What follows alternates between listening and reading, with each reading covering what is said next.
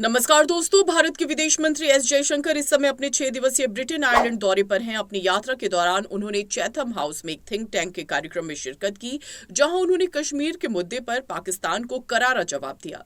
दरअसल निसार नामक एक पाकिस्तानी पत्रकार ने विदेश मंत्री से कश्मीर पर सवाल पूछा, लेकिन जयशंकर के जवाब ने न केवल उसकी बोलती बंद कर दी, बल्कि हॉल में मौजूद लोगों से तालियों की गड़गड़ाहट भी बटोरी। पाकिस्तानी पत्रकार ने आरोप लगाया कि भारत ने कश्मीर पर अवैध रूप से कब्जा जमा रखा है और वहां 10 लाख सुरक्षा बल तैनात किए हुए हैं। उसने सवाल किया कि क्या पीएम मोदी अपने दोस्त डोनाल्ड ट्रंप के साथ रिश्तों का इस्तेमाल कर कश्मीर मसले का हल निकाल सकते हैं। विदेश मंत्री जयशंकर ने पूरी स्पष्टता के साथ जवाब देते हुए कहा कि हमने कश्मीर समस्या का समाधान पहले ही कर दिया है। पहला कदम था अनुच्छेद 370 को हटाना, जो कि हो चुका है। दूसरा, हमने आर्थिक विकास पर ध्यान दिया, जिससे जम्मू कश्मीर में तेजी से तरक्की हो रही है। तीसरा, हमने सामाजिक न्याय को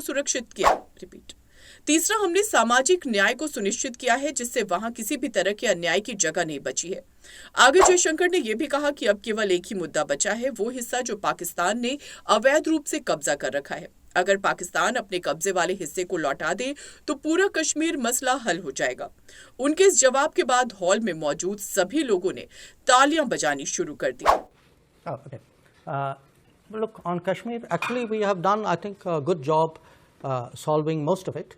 I think removing Article 370 was one step, number one. Then restoring growth and economic activity and social justice in Kashmir was step number two. Holding elections, which were done with a very high turnout, was step number three. I think the part we are waiting for is the return of the stolen part of Kashmir, which is on the under illegal Pakistani occupation. When that's done, I assure you, Kashmir solved.